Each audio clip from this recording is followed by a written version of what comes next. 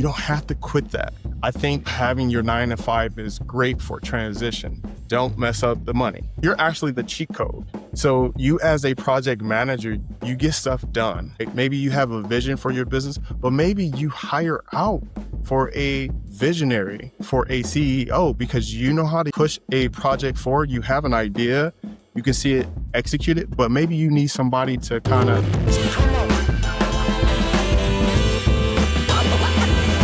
You've led teams. Now it's time to lead your own platform. If you're new to the channel, thank you for tapping in. Thank you for listening. Thank you for watching, connecting with creatives. Believe that we're all called to create, and that's why this platform was born. If you guys don't know, I started this over 3 years ago now, and I started at a creative firm based out of Chicago. It was great. Shout out to Matt. So this platform got started because I was a recruiter. I was on the talent acquisition team, and my job was to connect with creatives from UX, UI, graphic designers, illustrators, marketing, campaign managers, project managers, and you name it. And everything you could think of as far as the creative arm of businesses, I was able to connect with high-level people that had a great portfolio, great experience, but they just needed a different opportunity. And so as I begun this podcast and this journey, I brought it to my leader from the jump. I sold him before I even got the role that podcasting was the lane. And that's partially why I think I got the opportunity, because I was a forward thinker. I was passionate about it. So I sold myself on that. And being part of other podcasts, I was able to give insight on the landscape of podcasting and how powerful it is. So this episode is about you starting your own podcast, your own platform, because you have the skills, you have the knowledge, you have the know-how, right? So you led from within. Now it's time to lead on your own. And I know it might sound scary. It might sound uncharted territories, in which it is, but I'm telling you, you could do it.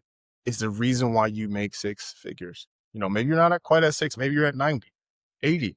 But for the most part, my listeners are around, 6 figures or striving or about to hit that benchmark, right? And they've led teams and they've been successful, and they're proven, they're coaching, they're consulting and not getting paid, right? So I'm all about working within the system. Cool. Don't quit your 9 to 5. Don't shut off the faucet that's, watering your garden or paying your bills. No, you don't want to do that. So I'm empowering you as the leader that has a proven track record of helping people and getting them results. So just think about this. You led teams, you consulted, you led projects, and you've been successful, but you don't think you could do it on your own. But I'm here to tell you, you can. The difference is, we're going to start with number 1, is the difference between managing people and managing intellectual property. Now, people sometimes they're predictable. And for the most part, if you've led a team, you see patterns. You can see like my last episode, the quiet cracking, the burnout, right? You can see signs. And so there's weekly check-ins. There's things you can do to communicate, to check the pulse of the team, to coach up, to manage, to empower people. And sometimes, you don't know what you're getting when you're dealing with people, but that's okay. That's the human nature of life, is being able to navigate that journey with individuals, being able to lead, being able to demonstrate, being able to have empathy for people, right? So that's you're a leader. Now, the reason why I'm big on intellectual property is because it can live without you. Just think about the last book you read. Somebody wrote that book to empower, to give knowledge, to pass on, and it will outlive the coach, the consultant, the author. It will outlive them. And I just think about the Bible. The Bible was written thousands of years ago. And for example, the book of Proverbs is still relevant today. You can use those principles because they still hold true today. Just think about that. Think about how powerful that is. Books that were read thousands of years ago, we still utilize the principles and the essence of those books. Now, another benefit of having an intellectual property is because you own it. You're able to leverage your knowledge, your experience, and sell it, and to possibly give it away. This is community coaching right here, community empowerment on a podcast. You guys are getting this for free. Now, if you want to learn more about what I do and how I'm able to help my clients start their podcast less than 3 weeks Well, you can apply for the coaching program that I have listed below. I want to take a pause for a second and talk about your confidence, right? You got the experience, the results, the credibility, but when it comes to putting your voice out there, fear creeps in. Who am I to do this?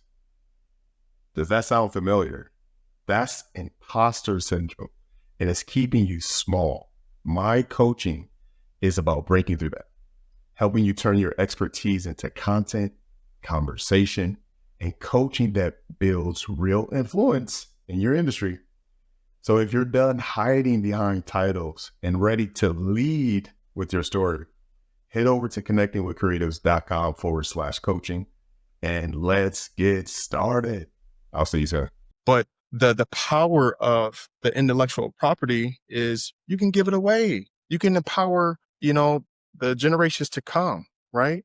You can leverage that, your intellectual property, for speaking engagements, right? To collaborate with other entrepreneurs to leverage their community to sell your products.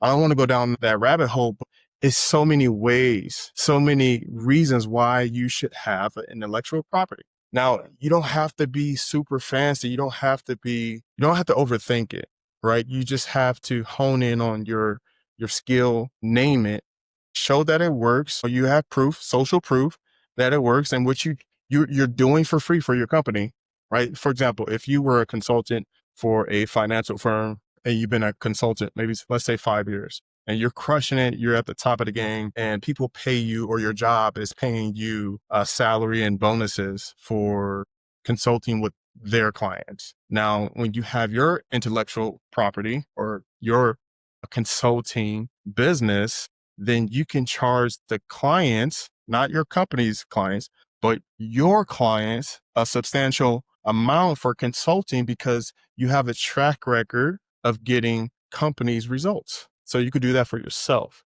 So you can create, your podcast as top of funnel. How will other leaders and stakeholders hear about you? More than likely in today's age is going to be a podcast, because the podcast is going to be shared. Just think about this.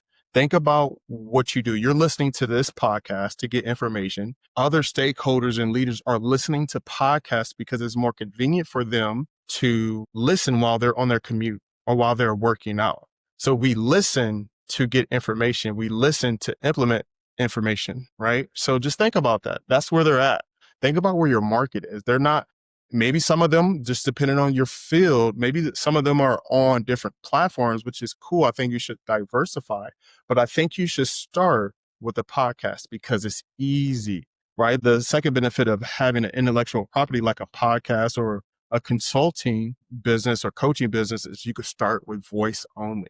So you're getting those reps out, right? So I'm getting my reps out of going live, right? And doing this podcast right before I clock in my 9 to 5, right? Because the way I have it set up is like, boom, I can get in there and knock it out, before work, right? Because I have a system and I'm working the system around my priorities, right? And it's working. And the third reason why, I know I'm all over the place, but, I can go on and on about the benefits of having an intellectual property is you can pass this on. And like I said before, it's going to outlive you. The Bible has outlived the authors of the Bible. So your intellectual property can outlive you. And this can keep, just depending on how you structure it, just depending on what you're doing with it, this can be, feeding into your family for years to come. Just think about that. It's powerful. And I know you might be thinking like, Jay, like, I can't, me? Yes, you can do it. Just think about this. When Sam Walton started Walmart, he wasn't the Sam Walton we all know today. He started from A, and the company has lived beyond him, right? Just think about that. It lived beyond him and is serving his family, right? And you think about, no matter what you think about Elon, right? And all of the things like whatever, but his intellectual properties, his companies are going to outlive him. And they're going to feed and pour into the next generation financially and legacy wise, right? So that's why it's so important to, I know I went off on a tangent, but having an intellectual property is in this game of coaching and where the market is and where thought leaders are, is you got to have it, right? If you don't have it, like, it's going to be hard for you to win. And we're talking about your career. You're in your 9 to 5, you got to think about you as, and I said this on a previous episode before, but You are a business asset. Just think about that. You're getting paid 6 figures to be a project manager. So obviously, your employer has employed you for, let's just say, like I said, 5 years, and you've moved up the ranks. You have proof of concept, proof, social proof that you're able to execute on your job, on your task. You're able to lead teams. You're an asset. You're also an asset to yourself too when it comes to business. Think about that. You were running your own projects, managing your own team, communicating, giving deadlines, pushing the needle. Just think about that.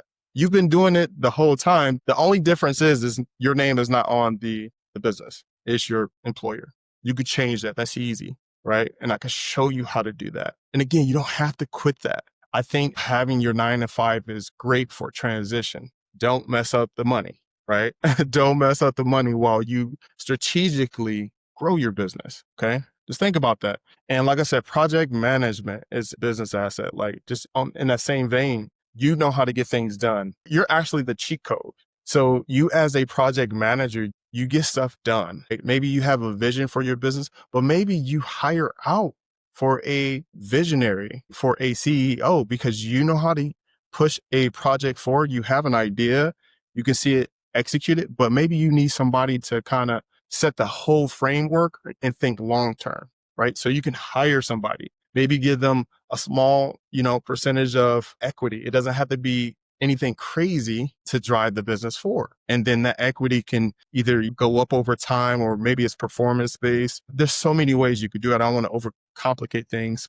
The last thing I want to talk about is where a lot of professionals get stuck. A lot of professionals get stuck in many areas, but that transition, right? From becoming, you guys are safe and comfortable, but you are not, or you were not engaged in your business, at work, right? Because you felt it's something deeper. Something was tugging on your heart. Where you can get stuck is like, is this going to work for me? Right. And that's why the Mic Check Method coaching system will help give you that framework when it comes to starting your podcast and being able to transition. You can start your own podcast and begin to strategically transition from it, or keep it to help your 9 to 5, to amplify what you do because you love the company you are with. Maybe you don't want to quit. That's okay too. Maybe you want to create a business to stack for retirement. Maybe you started later in your professional career and you don't have enough savings or investments to retire when you want to retire.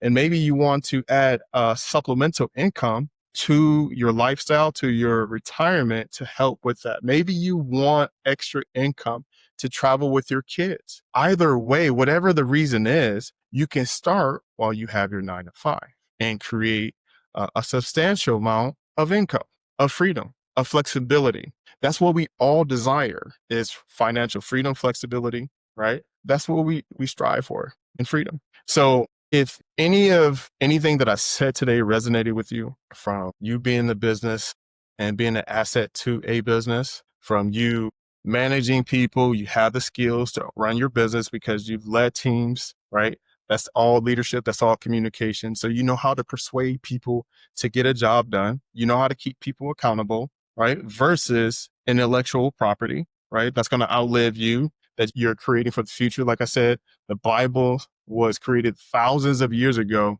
and now we're still using the principles on the Bible today, right? The book of Proverbs, read it. And then the last thing will be like being in a leadership role, right? That transition period, you can get stuck, but I'm here to help you get through that. Now, I've coached people over the past 20 plus years in their fitness and their mindset, right? Now we're doing it in a podcast to get them the results that they want. If this sounds like you make 6 figures, you have a proven method of coaching people, consulting, and you've led teams, and you feel a tug in your heart to do something more, to do something that's going to give you the flexibility, the freedom, right, that you want. Flexibility and freedom is what we desire. And of course, the financials, right, to come with that, like to help you supplement or place your salary. Whatever the case may be, is if you felt like that's you and you want to start something, you want to start your podcast, but don't know how, I need you to click the link in the description, in the show notes, and let's see if we're a good fit. Apply to work with me. right? I want to work with you. I want to help you. I want to help you get the results that I know you can have. All right. If that resonated with you, apply, share this with a family member or a friend or a colleague. And I look forward to connecting with you soon. I'll see you guys in the next one. Come on.